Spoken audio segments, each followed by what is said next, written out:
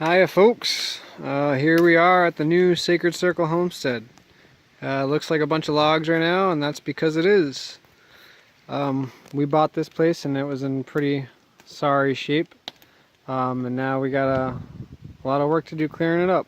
Got some plants here that we're gonna be installing.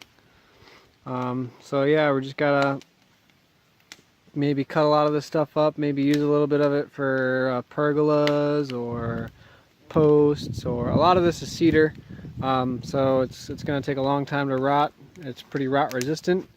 It burns, so we can use it for shoulder season wood in the spring or in the fall.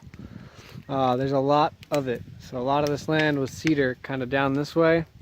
It's a little bit of a cedar swamp, so that's a really cool habitat to have.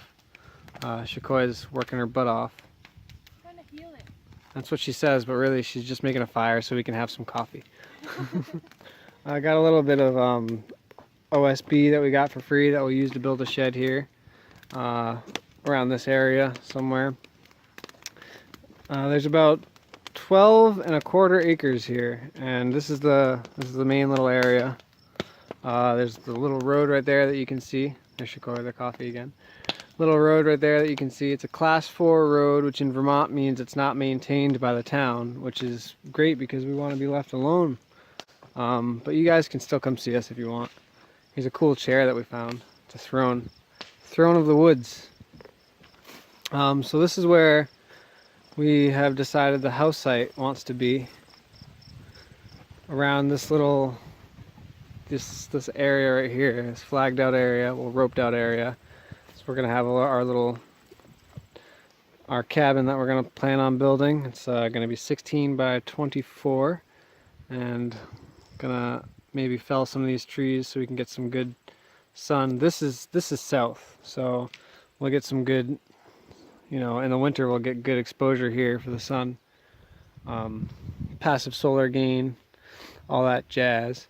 And actually we might have to move this house site, back to the north or back to the south, or this is just going to be the general area, but the septic tank is somewhere around this area, so depending on where the septic is, that's where we're going to have to move the house, because you can't build right on top of the septic, obviously.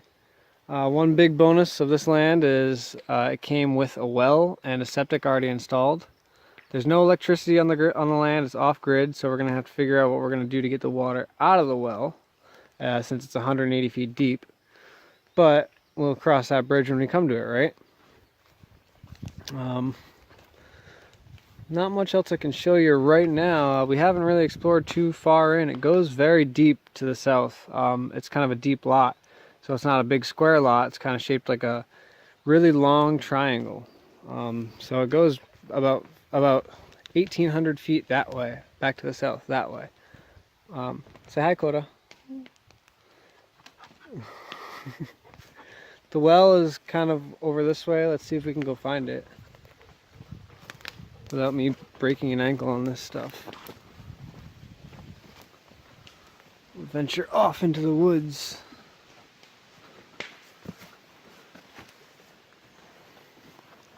Some old logging trails here, you can tell as I step down into here.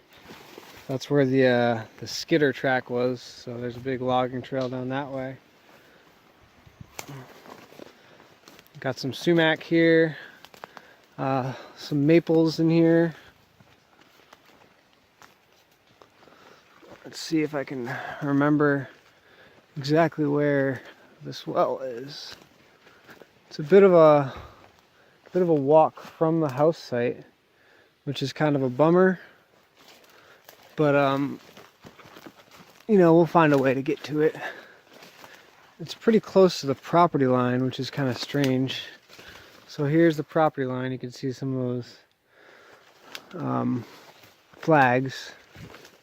It's around here somewhere. I had trouble finding it the first time, and the second time, and the third time, and the fourth time we were here. And eventually, oh, there it is, I see it. Eventually, our neighbor stopped by, and he showed us where it is. Sorry, excuse my bushwhacking here. So there's the well. It's 180 feet deep. Most places have a submersible well pump, which goes underneath the water, and that's powered by electric. It's about 3/4 horsepower, so they don't draw too much energy, but we won't really have that luxury right away.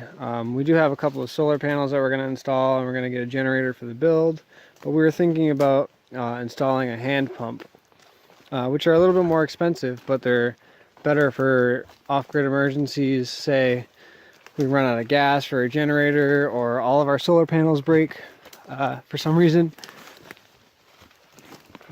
Go back through the sumac jungle. Nice big boulder. I can see our cats just wanting to rest up there.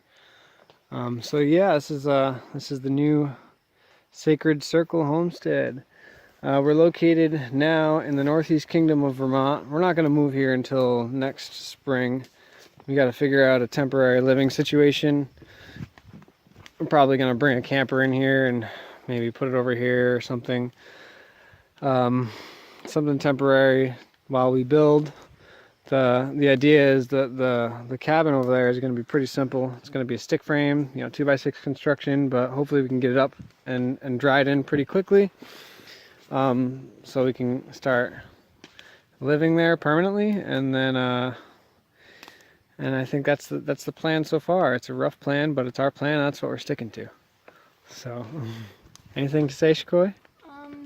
If you guys want to help out in any way, you could look at our GoFundMe, or